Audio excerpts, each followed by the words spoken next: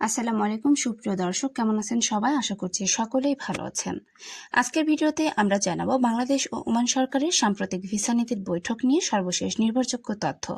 বাংলাদেশিদের জন্য কি নতুন বার্তা এসেছে এবং সামনে ওমানের কাজের সুযোগ নিয়ে কি ধরনের সম্ভাবনা তৈরি হয়েছে, এই বিষয়গুলো নিয়ে আজকের আপডেটে আমরা কথা বলবো। তো বন্ধুরা, আজকের আপডেটটি আপনাদের জন্য অত্যন্ত গুরুত্বপূর্ণ হতে চলেছে, তাই ভিডিওটি স্কিপ না করে সম্পূর্ণ দেখার অনুরোধ রইল।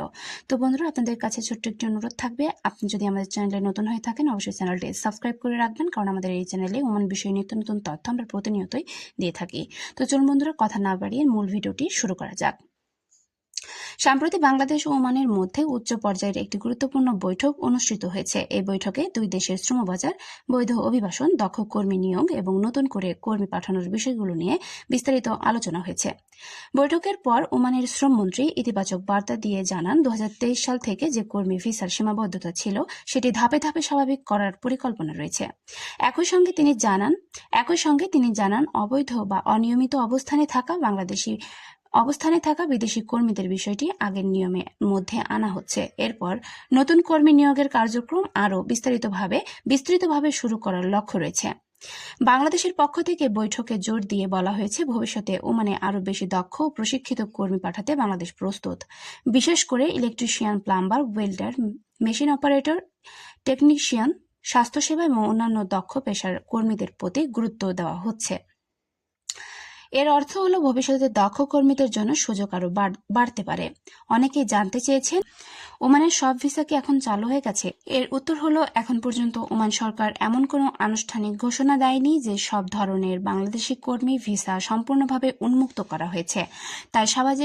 তাই সামাজিক যোগাযোগ মাধ্যমে ছড়িয়ে পড়া যে কোনো খবর বিশ্বাস করার আগে অবশ্যই সরকারি ঘোষণা এবং বিশ্বস্ত সূত্র যাচাই করা প্রয়োজন। বাংলাদেশিদের জন্য আরেকটি গুরুত্বপূর্ণ বিষয় হলো, এমন ওমানের দক্ষতা, সঠিক কাগজপত্র এবং বৈধ নিয়োগ প্রক্রিয়ার উপর আগের তুলনায় অনেক বেশি গুরুত্ব দেওয়া হচ্ছে।